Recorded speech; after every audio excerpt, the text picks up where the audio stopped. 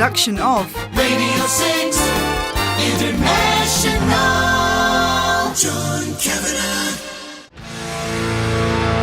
2005 saw the release of the debut album by Jarmila Xymena Gorna, and that was called Hashgacha, and it's taken 13 years for the follow-up to be completed. And when you hear some of it, you'll hear how elaborate it is and why it has taken a long time for that to come along. I'm very pleased to say we're going to highlight that along with an interview with Jarmila that I recorded in London not so long ago. First, here's the title track to the album, Aspaklaria. Hi, my name is Dreamer.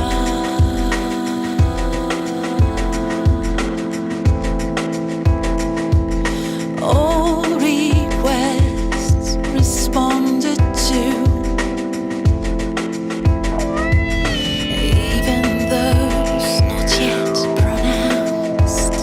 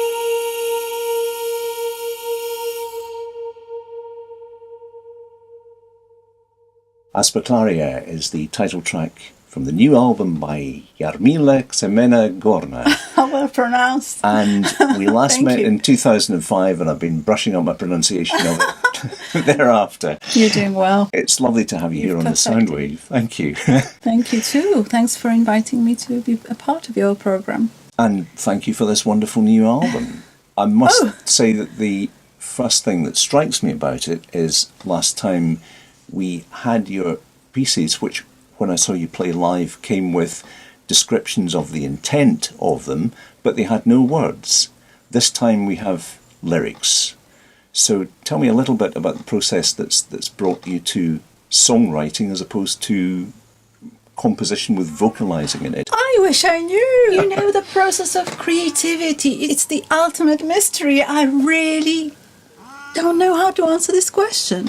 But it's funny because a lot of people remark on the fact that there is such a shift between Hashgacha and Aspaklaria, that the main thing is that, you were not using any lyrics, and all of a sudden in Aspaklaria something must have happened. What happened? And I'm trying to put my finger on it. I don't really know. Maybe I remember having dialogues with various record companies at the time of trying to get Hashgacha album signed.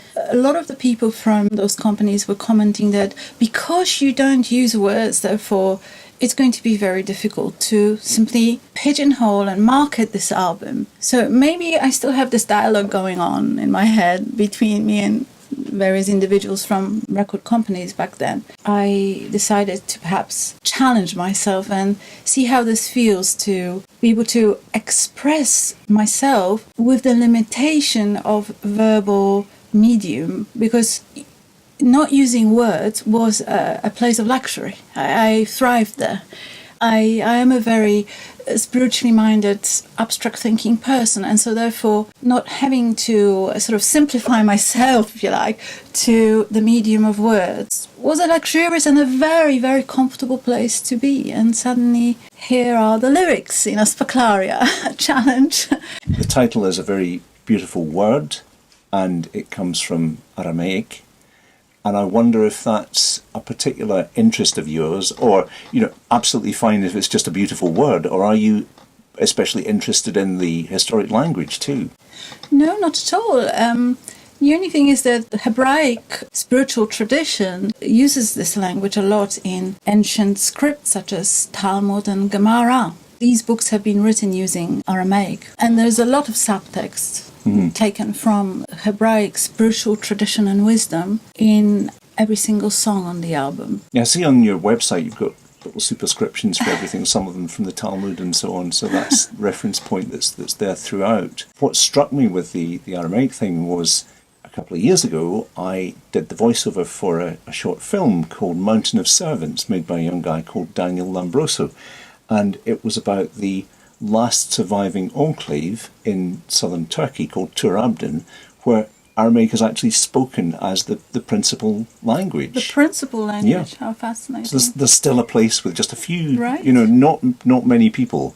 There's about, I think, 3,000 people who still keep that alive as a I functioning see. language. I'm aware of some other tribes and national entities using derivations or developed versions of Aramaic in the Middle East.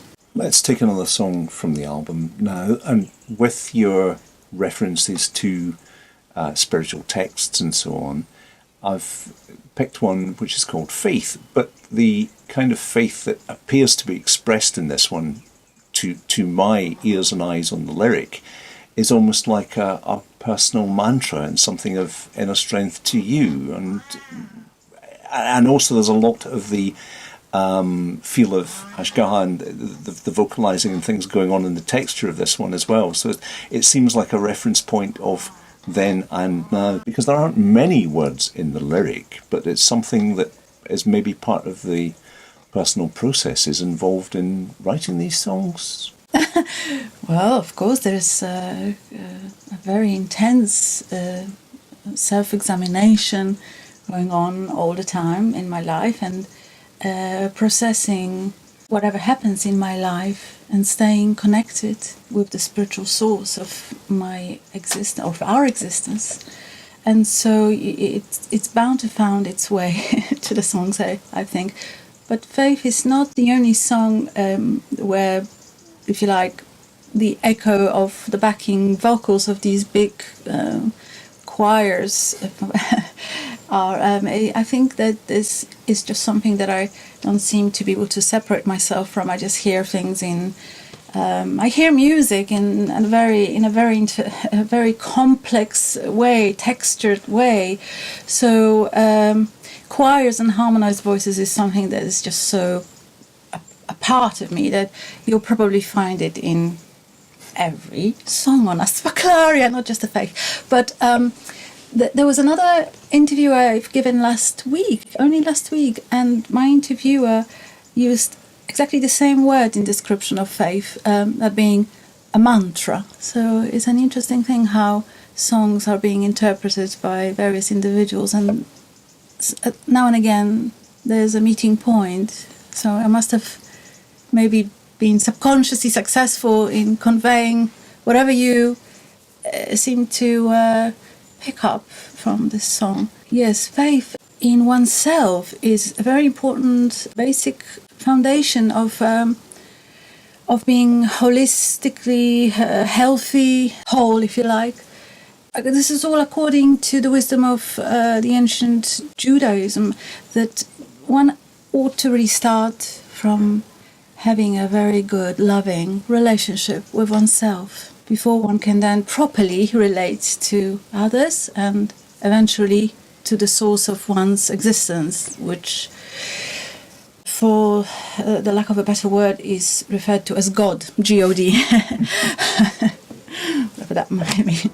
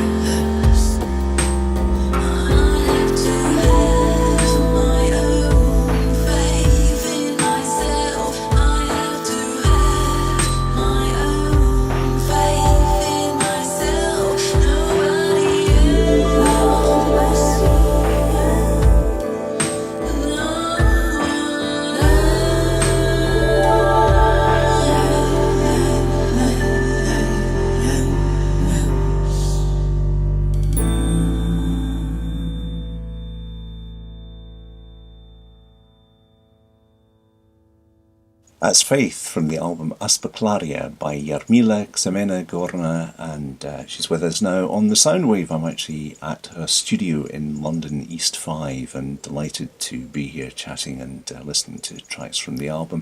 Jarmila, I think that you've had some thoughts on bringing together some kind of statement about where these songs come from, because it's something that you're being asked a lot. I think that the songs on Aspaklaria are songs of love and fear, of questions asked and perhaps answers given, of one's personal shattering and self-reconstructing, of connecting and staying connected, of reaching to the heavens and reaching for the stars, and of per aspera ad astra, and realizing that only through thorns can one reach the stars.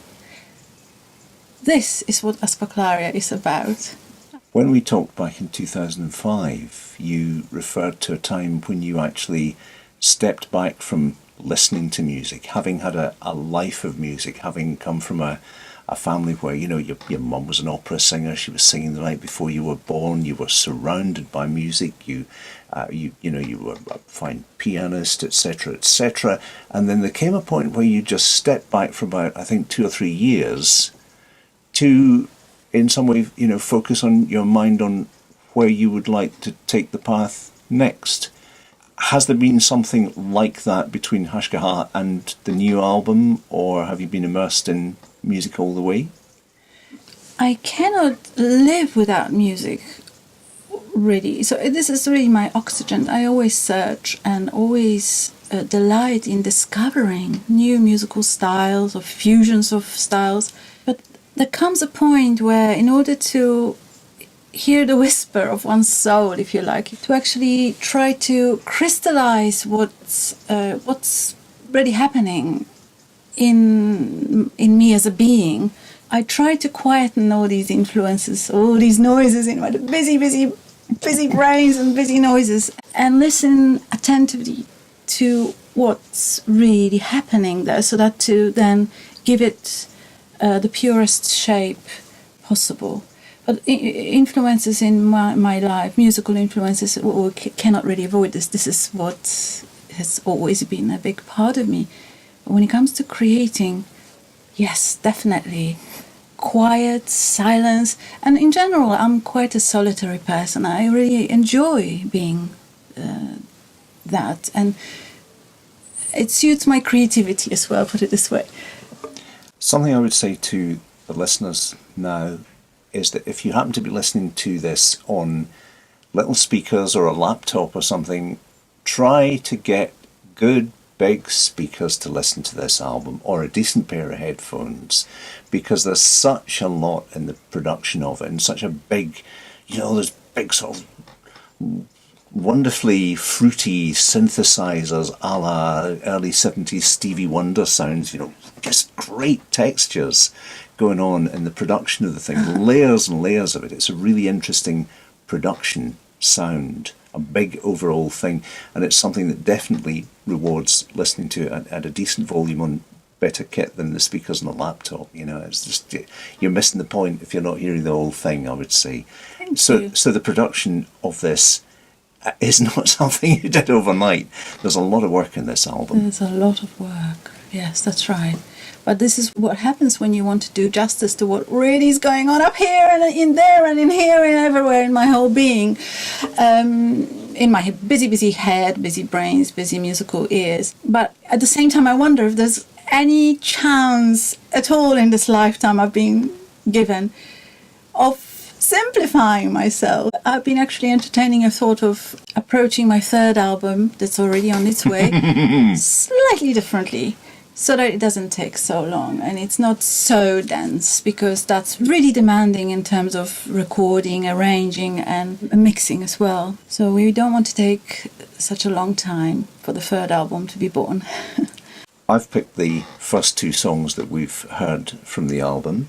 I suggested that you would pick the third, and you chose Myself. That was the first one that you thought Indeed. of, and then, considered what that was about. And again, some people seem to have interpreted what you've written as a strong feminist statement, but I think you see it in an even wider context. Well, I guess it's a song about being in a very unhealthy, shall we say, toxic relationship, where in this case it's a heroine, but equally it might be a hero, tries to extricate themselves from that relationship at the most difficult point of its existence. That is phase one, this romantic phase which is fired with passion and chemistry, and this tends to be usually quite a difficult point to, instead of the heart, to actually listen to what the head is saying, the mind. And in this case, the heroine did the impossible. She's been very involved on an emotional level, but having realized that the person is, or having observed certain very toxic, very unhealthy behaviors, she realized that this relationship will be very, very bad for her. And at that very difficult point, decided to follow the whisper of her mind, and the wisdom, again, the wisdom of ancient Jewish texts came in handy again. And she pulled herself out and decided to prioritize her own well-being. But it could be equally his own well-being.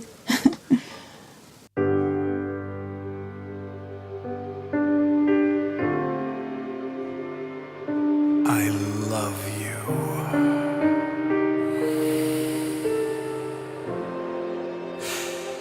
My sweetness.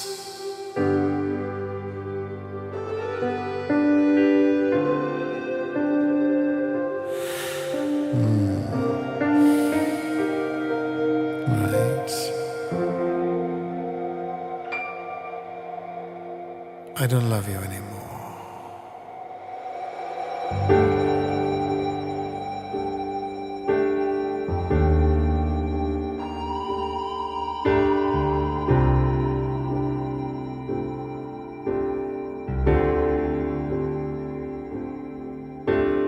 Long before the bells stop ringing, long before I cease my singing for you,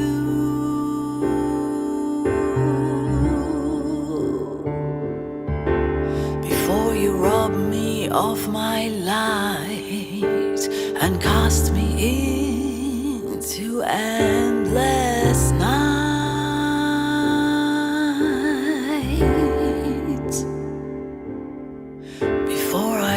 Myself in you and feel the coldness creeping through.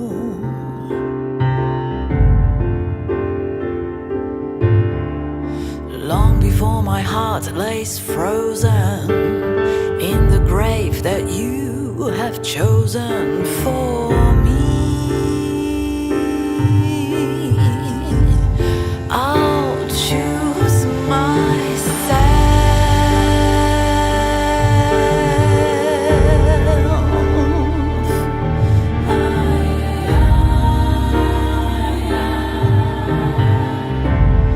I'll choose myself.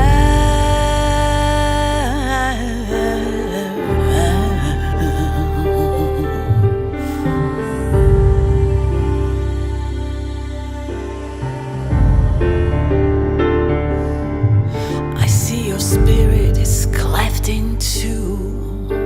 I cannot love the pair of you.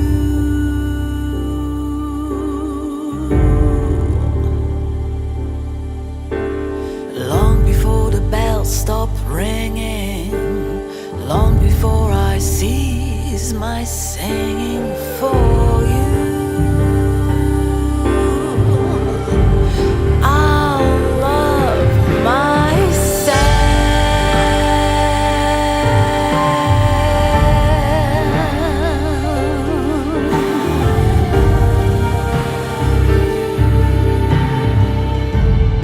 I'll love myself.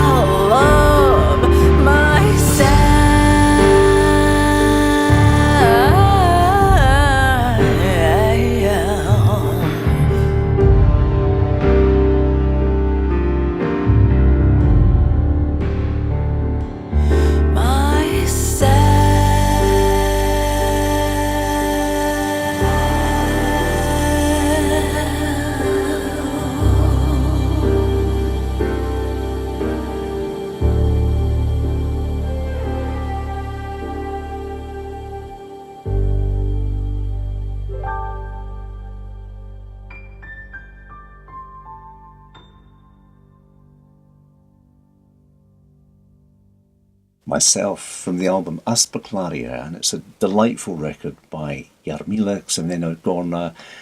Where are we to find this album? Because a lot has changed in the record industry since 2005 and the previous album. So where is it to be found now? Just like Hashgacha, this album is also a self-release. It's released on Jarmila Music, and you can find it on iTunes, Apple Music, CD Baby, Amazon, Spotify, YouTube. All those things that didn't really exist so much in 2005. Out there, that's right, on the internet, as well as in the physical form. You made it a CD? There will be a CD, yes, yeah. There is a CD version of it as well. There will also be a series of documentaries that will be depicting the production of the album, various interviews with people from the industry and outside of the industry, people involved in the production, people who are guest musicians, as well as interviews with various spectators to this creation, scenes from the studio, recording sessions, mixing, mastering sessions, and many more. So watch out for it out there on my YouTube channel, which I encourage you and invite you to subscribe to. And of course you can find that via the Soundwave playlist page, updated each week at my own personal website. Get a plug-in for that there if you want to get a hold of that.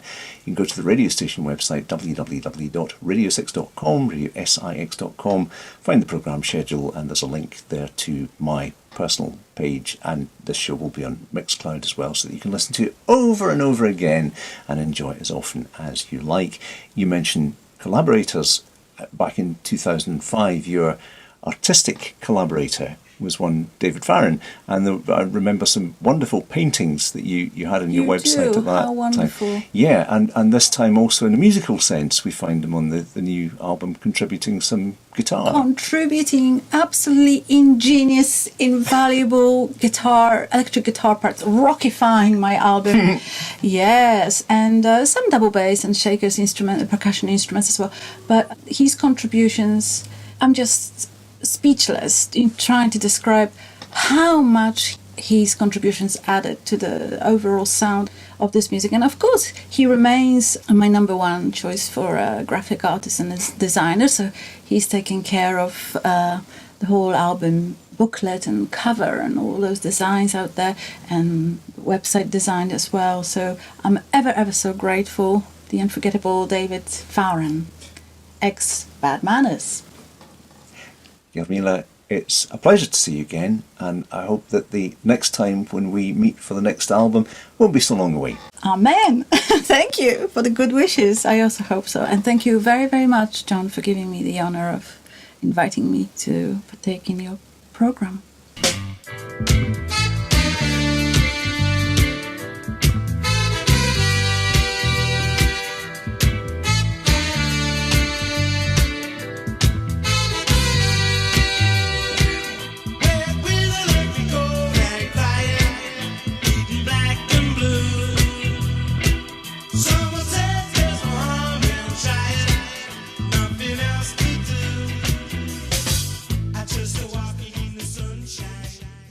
We had something from Bad Manners, Walking in the Sunshine, featuring David Farren on bass, and as well as collaborating with Jarmila Xymena Gorna on her music, he these days is playing the Keith Richards character, playing guitar in a tribute band to the Stones called Rolling Stone.